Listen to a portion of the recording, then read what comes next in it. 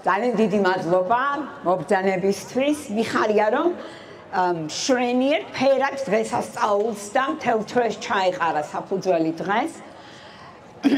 ჩვენ გადავწყვეტეთ რომ აი ამ მთელი თვის განმავლობაში ვისაუბროთ იმ მართლაც კოლოსალური რეფორმების შესახებ და ამას გააკეთებენ ჩვენი სტუდენტები, მათი ინიციატივაა სხვათა შორის აი ეს ციტატები ილიას ტექსტებიდან, რომლითაც გალამაზებული დაგვხვდა ჩვენ დღესაქაურობა და დარწმუნებული ვარ, რომ ამ თვის განმავლობაში ჩვენ რაღაცნაირად მოვახერხებთ ერთმანეთს კიდევ ერთხელ ვუთხრათ იმ მართლა წარმოუდგენლად დიდი საქმის შესახებ, რაც ილიამ გააკეთა, სხვაშორის მე რომ მოვდიოდი, მინდოდა შემომეწმებინა რომელიმე დარგი, რომელიც დღეს არის საქართველოში და ამის შესახებ ილიასთან არ არის საუბარი.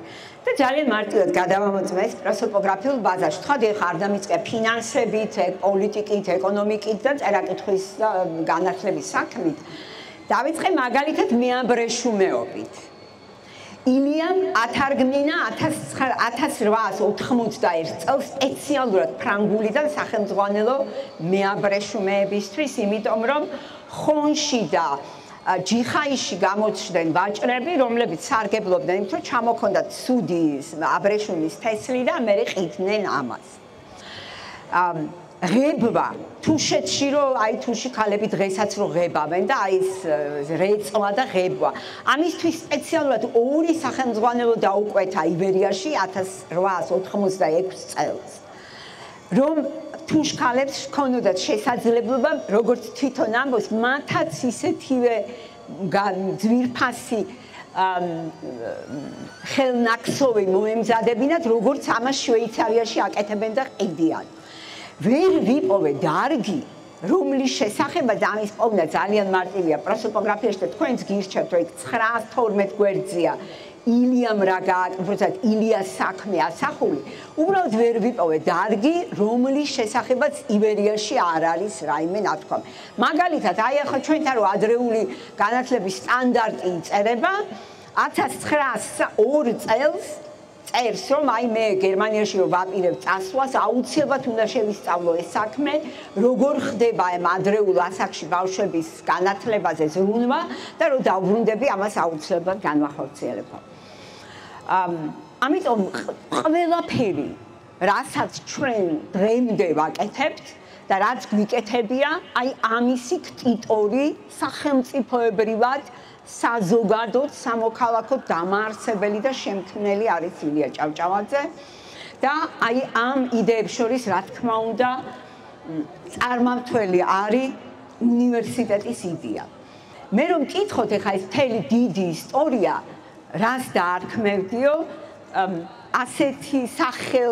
ასეთი სახელი ეკუთვნის, ასე ვთქვათ, ხო, ჩემთვის ყველაზე უფრო ლოგიკურია და ოპტიმალური იდეა, რომელსაც ილია ბოლომდე არ მოეშვა.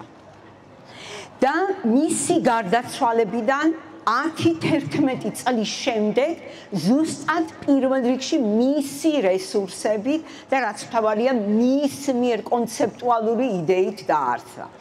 დღეს ეხლა რახან უფრო ესეთი ასე ვთქვათ ეზოს ლექცია, მე არ დავიწყებ უნივერსიტეტის საფუძვლებზე და სხვა საკითხებზე მსჯელობას, მირჩევნია რომ სწორედ აი ამას გავყვე. რა შეიძლება მოიტანოს იდეამ, რომელსაც მიყვები ბოლომდე და არ ეშვები მაშინაც კი, როცა აღარ ახარ ცოცხალი. და ჩემთვის ეს არის მართლაც ილია და უნივერსიტეტის იდეა. სხვათა შორის აი ჩემი კოლეგებიც არიან აქ და დამეთანხმებიან, რომ ილია არ იყო პირველი, ჯერ კიდევ 1799 წელს იონე ბატონიშვილს ჰქონდა 3 უმაღლეს სასწავლებლის გახსნის იდეა და მაქედან თელავში და გორში უნდა ყოფილიყო ინსტიტუტი და თბილისში უნივერსიტეტი, მაგრამ იცით რომ პირველი ის აიძულეს რომ გადასახლებულიყო რუსეთში 1801 წლის შემდეგ. მე სხვათა შორის 25 წლის ნუ ჯერ 1932 წელს როცა საქართველოში გადმოასახლეს ეს ისინი პოლონელები, მაშინ გააქტიურდა ეს იდეები და აი სოლომონ დოდაშვილიც ამიტომ აქტიურდება მაშინ და წერს კიდევაც ამას. მე მაინც გამიკვირდა რომ ნახე რომ 1832 წლის აჯანყების აჯანყებაში დაპატიმრებულთა დაკითხვის ოქმებში თითქმის ყველა ლაპარაკობს უნივერსიტეტის იდეაზე. დაკითხვის ოქმებში წარმოიდგინეთ და ისინი ამბობენ, რომ არა, ჩვენ უნივერსიტეტისთვის ვიღწევთ. ამაში ჯერ კიდევ არ არის ილია, ის ჯერ ძალიან პატარაა და პირველად აი 25 წელი რო ხდებოდა ალექსანდრე მეორის გამეფებიდან მაშინ სცადეს რომ ეს იდეა რამენაირად პეტერბურგამდე და მოსკოვამდე მიეტანათ, მაგრამ უშედეგოდ ცხადია. შემდეგ ამას მოყვა ის ცნობილი 1871 წლის ამბები, როცა რადიკალურად დაუპირისპირდნენ ისინი ეს თაობები ერთმანეთს, მაგრამ უცნაური ის არის, რომ 1880 წელს ილია ჩამოუვლის მთელ ამ ძველ თაობას, ვინც სასტიკად გააკრიტიკა და გააკრიტიკა რბილი სიტყვა ამისთვის, ხო? და თხოვს ყველას რომ მობრძანდნენ და დაეხმარონ მას, რომ თბილისის თავმა გააგზავნოს მოსკოვსა და პეტერბურგში წერილი უნივერსიტეტის გახსნის სახელით და მართლაც თბილისის თავმა გააგზავნა ასეთი წერილი, მას სხვათა შორის ილიაც აწერს ხელს და ძველი თაობის ყველა ის წარმომადგენელი, რომლებიც ახალმა თაობამ პირდაპირ გალანძღა, ხო? და თბილისის თავი იძლევა პირობას, რომ უნივერსიტეტს გამოუყოფს ადგილს. და 100,000 რუსულ მანეთსაც, მაგრამ ამანაც ვერ გაჭრა და 1900 წელს ილია შედის უკვე თბილისის თავთან ინიციატივით, რომ ვისარგებლოთ ამ შემთხვევით 100 წელი მოდის რუსეთთან შეერთებით და ვითხოვოთ უნივერსიტეტის გახსნა. ვერც ამან ვერ გაჭრა და ილიას თხოვს, რომ დამატებით კიდე 300,000 მანეთი შევპირდეთო. ასეც მოხდა, მაგრამ ვერ მიიღეს ამაზე პირობა. მხოლოდ 1907 წელს, როცა აი სომხების, აზერბაიჯანელების დიდი არეულობა დაიწყო, მაშინ გადაწყვიტა მეფის ნაცვალმა, რომ რაღაცნაირად მიექცია ყურადღება ამ იდეისთვის და სამივე ქართული, აზერბაიჯანული და სომხური ძირითადად სავაჭრო ელიტისთვის გაიხსნათ უმაღლესი სასწავლებელი და ხატისოვი, რომელიც გახდა ძალიან განათლებული ადამიანი, 1912 წელს უკვე ილიას გარდაცვალების შემდეგ მართლაც იღებს გადაწყვეტილებას, რომ ძალიან დიდი ქონება შესწიროს ამ საქმეს და მოითხოვოს თანხმობა.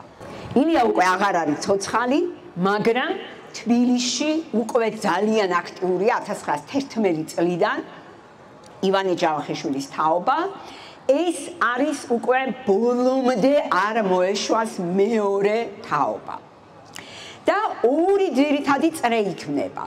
ერთი, ეს არის ძირითადად ვაჭრები, რომლებიც ლობირებენ ამ ხატისოვის იდეას და მეორე არის ინტელექტუალური ელიტა. მე მინდა ახლა წაგიკითხოთ 1953 წელს თბილისში ბატონმა გია ჯაფარიძემ მომცა ეს ქსეროქსი და მინდა წაკითხოთ. აქედან ძალიან საინტერესო დეტალები და ბევრი რამ დამერწმუნეთ გეცნობათ დღევანდელ კონტექსტშიც. ნახეთ, რატომ გადაწყდა ახლა ამ მისი რუსული ცხადია ტექნიკური სასწავლებლის გახსნა და არა უნივერსიტეტის. იქიდან ჩამოვიდა ნებართვა. ვინაიდან მთავრობა საერთოდ უფრო მომხრეა სპეციალური სასწავლებლისა, რადგან უნივერსიტეტში მოსწავლე ახალგაზრდობას მეტი თავისუფლების სწავლას წადიან, იგი ბუნტების და ჯანყის მოტრფიალია. მაშინ, როდესაც სპეციალისტების სასწავლებელი უფრო სასწავლებლებში უფრო დატვირთული არიან სწავლით და დრო აღარ რჩებათ ამაებისთვის. 1912 წლის ამ წერილს მოსკოვიდან უპასუხეს დადებითად და 1913 წელს ხატისოვს უკვე ჰქონდა ნებართვა თბილისში ტექნიკური უნივერსიტეტის გასახსნელად. ნახეთ, უკვე არსებობს ნებართვა, ამ ნებართვას ყავს მისი მომხრეები და აქეთ არის ეს მეორე თაობა, ხო, უნივერსიტეტისა ინტელექტუალური ელიტა, ივანე ჯავახიშვილი, აკაკი შანიძე, ფილიპე გოგიჩაშვილი ჯერ არ არის ჩამოსული, არც პეტრე მელიქიშვილი, მაგრამ ექვთიმე თაყაიშვილი ადგილზეა და 1914 წლის 4 მაისს დღის პირველ საათზე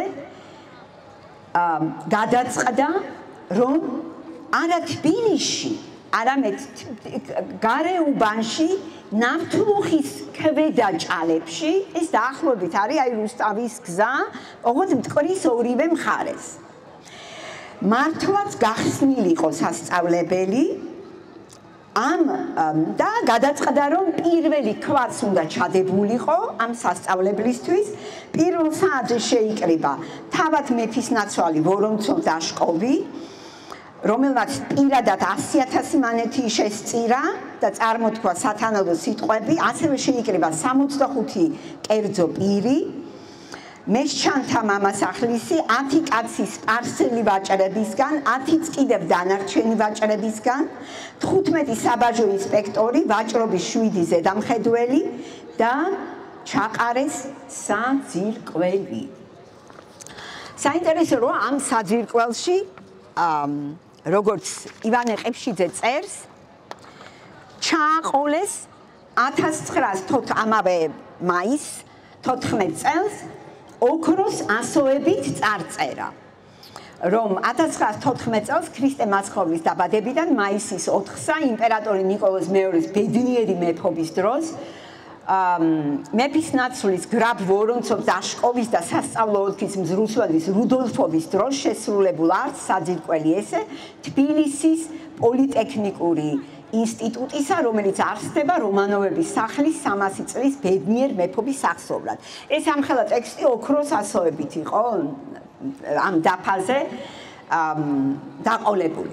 ნახეთ, ამის პარალელურად თბილისში არის მეორე შტო ივანე ჯავახიშვილის და აკაკი შანიძის რომელიც აი არ უშვებს ხელიდან შემთხვევას დადის თბილისსა და ქუთაისს შორის და აკაკი შანიძე ერთ დღეს რო თბილისში კითხულობს მოხსენება ზუსტად იმავე მოხსენებას კითხულობს ქუთაისში და მე აი ყველაზე მეტად ყველაზე ემოციურია აკაკი შანიძის სიტყვები რომ მართალია ჩვენ ახლა არა გვაქვს უნივერსიტეტის გახსნის უფლება იმ უნივერსიტეტისა რომელშიც საგანთან ერთად უბრალოდ თავისუფლების საგანთან ერთად პირველ რიგში სამეცნიერო ცოდნა იქნება მაგრამ ეს თანხმობა მერწმუნედ მართულით ჩამოვა პეტერბურგიდან აი წარმოიდგინეთ რომ როგორი იდეა უნდა იყოს, რომელსაც მართლა ბოლომდე არ ეშვები და ბოლომდე მიყვები, მაშინ როცა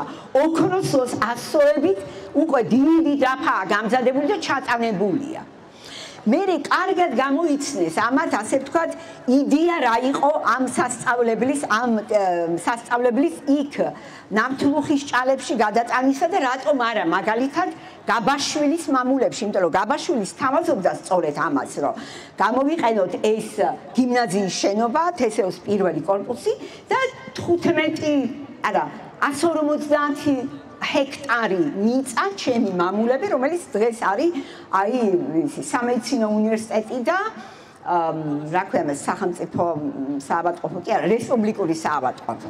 ნახეთ რა საინტერესო რაღაცას წერენ ამაზე 1913 წელს ეს უნდა წაგიკითხოთ. ეხლა რატომ მიიღო ქალაქის თავმა ეს გადაწყვეტილება. 1914 წელს ეს საფუძველი რომ ჩაყარეს გაბრაზდა საშინოდ გაბაშვილი და მან მიმართა მეფისნაცვალს წერილით.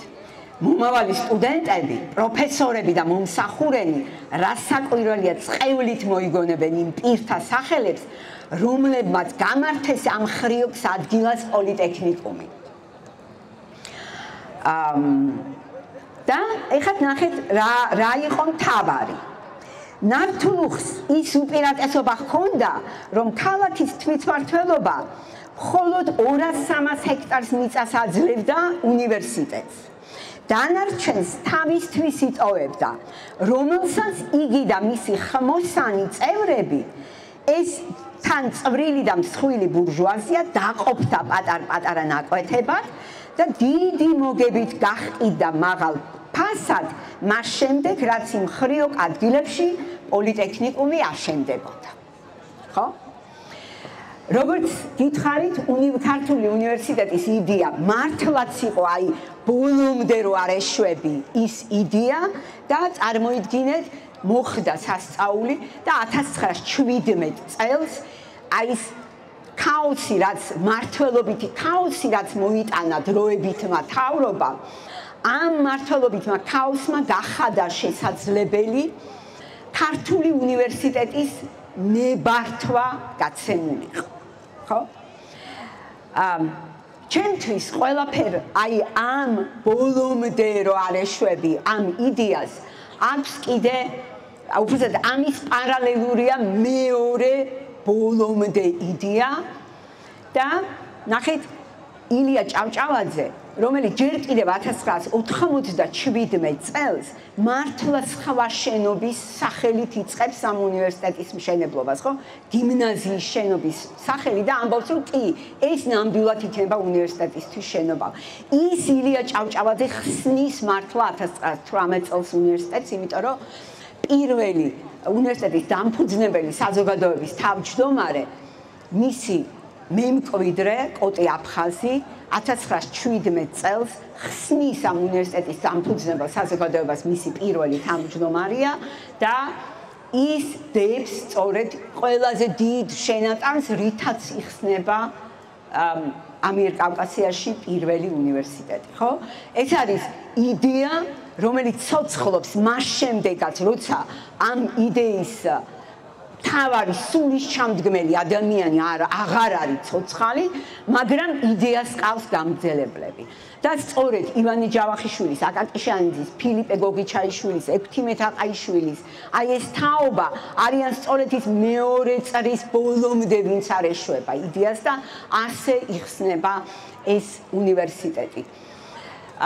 რა თქმა უნდა, უნივერსიტეტის იდეა განუყოფელი იყო სახელმწიფოებრიობის იდეასთან და ზუსტად ასევე 11 წლის უკვე გარდაცვლილმა ილია ჭავჭავაძემ ფიზიკურადაც გახსნა მართლაც უბრალოდ შექმნა აი ამ ქართული სახელმწიფოს შენობა, როცა 1917 წელს დამფუძნებელ საბჭოში მივიდა ისევ კოტე აფხაზი, იცით თქვენ ის 1924 წელს დახურით ეს და დღესაც მე აი ძალიან ცუდად ხვდები, როცა შემხვდება და კახეთში ერთ-ორჯერ რო ვიყავი, იქაც ვნახე რა მდგომარეობაშია მისი სახლი. კარდანახში. და ჩემი ოცნებაა, რომ როდესმე რამენაირად შევძლოთ დავაინტერესოთ ვიღაც საქმიანი წრეები და იქნებ იმ სახლის აღდგენაში მივიღოთ ჩვენს მონაწილეობა, უბრალოდ რაღაცნაირად ეს იდეა გავაცოცხლოთ. და ნახეთ, ადამიანი, რომელიც უკვე 11 წელი აღარ არის ცოცხალი, იმ ადამიანის სახელით მიდის მისი მემკვიდრე და დამფუძნებელ საბჭოს გადასცემს ილია ჭავჭავაძის ბანკის მთელ შენაძენს, რომელიც მაშინ იყო 38 მილიონი, არა, 380 მილიონი რუსული მანეთი, ანუ 8 მილიარდი ფრანკი.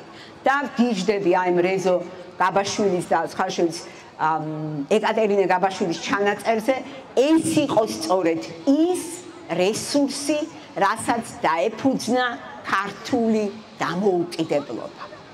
დიახ, იდეები, რომელსაც ბოლომდე მიყვები, იმიტომ რომ იმის გარეშე არ არსებობს შენი საქმე, ისაა სწორედ აი კონცეპტუალური ღერძი, რომლის ირგვლივად ტრიალებ, ის საქმეები ცოცხლობს მას შემდეგად, როცა შეიძლება თავად იმ საქმის, ასე ვთქვათ, იმ იდეის დამწყები აღარ არის ცოცხალი და მე ხშირად მიყვარს ხოლმე თავის გამხნევება და სხვების გამხნევება, იმით რომ ჩვენ ვეფხისტყაოსნის ქვეყანა ვართ. და ჩვენთვის ყველაზე უფრო როგორ გითხრათ, აი გაცხოველებული საქმე იმისა, რომ კი, ჩვენ მართლა ვართ ვეფხისტყაოსნის ქვეყანა, რომ აი თუ საწუთრომან დამამხოს ყოველთა დამამხობელმა, ახლა უარესი დამამხოს ყოველთა დამამხობელმა რა შეიძლება ყოფილიყო, ვიდრე ილია ჭავჭავაძის ტყვია, უბრალოდ ტყვია, რომელიც ილია ჭავჭავაძეს ესროლეს, ხო? აი მაშინაც რომ არ რჩება არანაირი გულისწყეთა და ზუსტად იცი რას დაუტოვებს შემდეგ შთამომავლობას და რას შეიძლება მოხმარდეს ის საქმე და აი ეს რაღაცა გამჩენი რო არ გაშველნებს ხო ბედიც და გამარჯვება ღმერთსა უნდა მოცაქვდებს უამრავი საკითხია ჩვენ არაერთჯერ გქონია ამაზე ძალიან საინტერესო ლექციაც უნივერსიტეტში აიწინა კვირას იყო გიგას ქონდა შესანიშნავი ლექცია უნივერსიტეტის ფილოსოფიაზე მეც ძალიან მიყვარს ხოლმე და ბევრჯერ ამ საზოგადოებასთან წამიკითხავს ამაზე ლექციები მაგრამ დღეს მინდოდა სწორედ აი ეს ფოკუსი შემერჩია რას ნიშნავს იდეა და ამ იდეის გარეშე და სხვანაირად რომ არ შეგიძლია ხო ძალიან დიდი მადლობა არ მინდოდა რომ ეს რაღაცა ძალიან ხანგრძლივი ლექცია გამოსულიყო და სხვათა შორის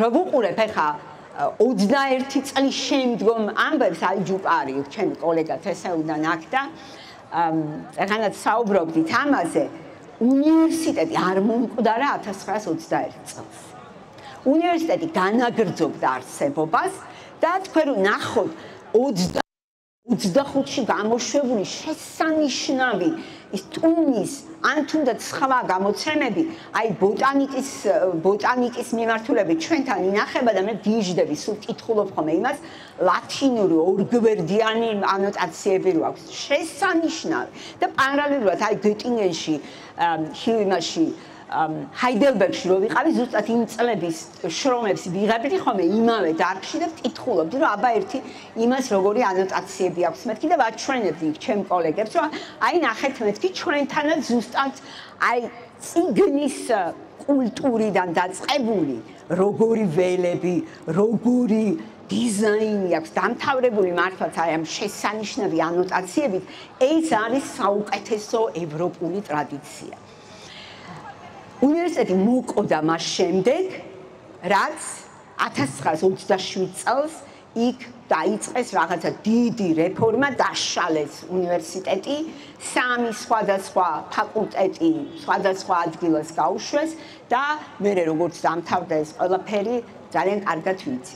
მე ღრმად ვარ დამწუნებული, რომ თქვენ ეს ადამიანები, ვინც დღეს აქ ბრძანდებით, საერთოდ ყველა ვინც ამ ეზოში შემოდის და იქ შემოსასვლელში იმ სტენსილს ჩამოუვლის ან ამ ძეგლთან მოდის ღრმად ვარ დარწმუნებული რომ თითოეულ თქვენგანში ცოცხლობს ის იდეა რომელიც ჩვენ ბოლომდე არ მოგვასვენებს დავიცვათ უნივერსიტეტი დავიცვათ ის საქმე რასაც უნივერსიტეტში ვაკეთებ და მე დღეს რომ მოვედი აქ და აი ეს ულამაზესი ძალიან დიდი რუდუნებით სტუდენტების მიერ გაკეთებული ეს ბანერები, შესანიშნავი ბანერები ნახე ილიას სიტყვებით, კიდევ ერთხელ მინდა თქვენც გაგამხელნელოთ იმით, რომ კი, ჩვენ ვართ ვეფხისტყაოსნის ქვეყანა და ეს იდეები ცოცხლობს, ზოგჯერ ის ამ ტიპის ბანერებზე გადმოდის, ზოგჯერ ჩვენს ლექციებზე, ან სტატიებში, წერილებში,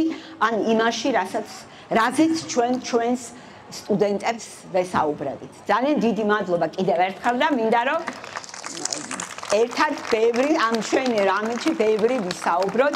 ახლა მე მინდა კიდევ რამდენიმე ინიციატივის შესახებ გითხრათ. ჩვენი სტუდენტების ინიციატივაა, რომ შეიქმნას რაღაცა ილიას რეფორმების გამავრცელებელი საზოგადოება და მთელი ამ თვის განმავლობაში ჩვენს პროფესორ მასწავლებლებთან ერთად მათ იმუშაონ სხვადასხვა საკითხზე. მაგალითად, სკოლები და ილია ჭავჭავაძის რეფორმა. ეს არის უნიკალური ამბავი. აი 1997 წელს ნიკო ცხვედაძე, რომელიც იცით თქვენ რომ მე მშენებლობას ხელმძღვანელობდა წერილს რომ გამათავისუფლეთ მარტვილი სკოლების შემოწმების მძიმე ვალდებულებისგან და ერთი სკოლის შემოწმება, სადაც არის 15, 17 ან 38 მოწაფე, არის 10-15 თხელი რვეული. აი, რასაც ქვია, ნამდვილი კოვლევა, ჩაღრმავებული ინტერვიუები მოსწავლეებთან, მშობლებთან, რა გჭირდება, შესანიშნავი და ისინი ინტერვიუები ბათუმში განსაკუთრებით აი მუსლიმ მოსახლეობასთან როგორი უნდა იყოს ეს სკოლები და ეს ასე ერთმანეთზე დაწყობილი რვეულებად ინახება, ჩვენ ვცდილობთ, რომ ვისწავლოთ ეს და მე ავსახოთ პროსოპოგრაფიულ ბაზაში და მე დიდი იმედი მაქვს, რომ ამას დავაგრძელებთ ყოველთვის, ეს არ არის პროექტი, რომელსაც ერთხელ იწყებ და მე 3 წელიწადში ან 5 წელიწადში ამთავრებ და ამით შევქმნით იმ მტკიცებულებებზე დაფუძნებულ ცოდნას, როგორი უნდა იყოს სასკოლო რეფორმა და რა ის რომ მე-12 კლასში ვინ დადის, ვინ არ დადის და უცებ თუ არ დადის, ამიტომ გავაუქმოთ, როგორი უნდა იყოს საუნივერსიტეტო რეფორმა. მე გადავწყვიტე რომ ერთ-ერთ ამ საიუბილეო დღეებში ჩემი ერთ-ერთი ლექცია კი არა არის სამუშაო შეხვედრა ამ სტუდენტებთან იყოს მაგალითად სახელმწიფო წიგნები, რომელიც მაშინ გამოდიოდა და შეგულებული მაქვს, რომ მაგალითად ავიღო ჩემ დარგში ეპიგრაფიკა და 1-2 სახელმძღვანელო. მე ის დავაანალიზო ჩემ სტუდენტებთან ერთად იმ პერიოდში დასავლეთში ცნობილ ევროპულ უნივერსიტეტებში გამოცემულ სახელმძღვანელოების გვერდით და ვნახოთ რა იყო ქართული უნივერსიტეტის იდეა და როგორ არ შეიძლება ეს იდეა არაპროფესიონალებმა, ასე ვთქვათ, შეცვალონ, ხო? მათი კონცეფციით ან მათ მიერ მოფიქრებული გეგმით. ჩვენ ყოველთვის მზად ვართ დავსხდეთ, ბევრი რომ ჩვენც არ ვიცით, მაგრამ სიამოვნებით გავუნაწილებთ იმ რვეულებს და ყველამ ერთად გავაკეთოთ. ნახოთ, რას ეფუძნებოდა ის ქართული უნივერსიტეტის იდეა. არ არის უნივერსიტეტის სამუზეუმე შენობა, რომელსაც თურმე თუ შეინახავ, ყველაფერი კარგად იქნება. არა, უნივერსიტეტი არის ცოცხალი იდეა, სადაც ყოველთვის იბადება ის, რასაც თავის დროზე სხვათა შორის უარს ეუბნებოდნენ. ის თავისუფლების იდეა, ის არის დიდი საჯარო სივრცე თავისუფალი დისკუსიებისთვის, ის არის ადგილი მეცნიერების შექმნისთვის. სხვათა შორის ივანე ჯავახიშვილის წერილს ახლა რომ ვკითხულობ, ახლა ამ განსაკუთრებით ამ მეორე უნივერსიტეტის იდეის დისკუსია რომ ვნახე, ახლა ხვდები რომ ის წერილი არის სწორედ ამათზე საპასუხოდ დაწერილი. იმიტომ რომ აქედან წერენ რომ არ ჭირდება საქართველოს ვერ შეწყვეტა იმას რომ დიდი მეცნიერული აზრები, ესე იგი დაბადოს აქ. ჩვენ გვჭირდება სპეციალისტები. და ჯავახიშვილის სიტყვა არის აშკარად ამის საპასუხოდ დაწერილი. ვაპირებთ რომ წავიდეთ მაგალითად ყვარელში, წავიდეთ საგურამოში, თბილისში, მუზეუმებში, შევხვდეთ სკოლის მოსწავლეებს და ძალიან ბევრი ინიციატივა აქვს სტუდენტებს, რომლის შესახებაც თანდათან მოგიყვებით. ძალიან დიდი მადლობა იმისთვის, რომ მართლაც ხართ იდეის ბოლომდე ერთგულები და იცით და აკეთებთ თქვენი საქმით იმას, რასაც ქვია, რომ აი სხვანაირად არ შემიძლია, იმიტომ რომ მთელი ჩემი არსება ამ ღირებულებითი განათლების, ჩემი ღირებულებითი საქმიანობის და ჩემი თავარი, ასე ვთქვათ, თავარი საქმის ირგვლივ ტრიალებს, ამიტომაც არის უნივერსიტეტი ჩვენი დედაბოძი და არანაირად არ შეიძლება მისი, ასე ვთქვათ, გარედან სხვაგვარად გადაკეთება. ერთი მარტივი მიზეზის გამო.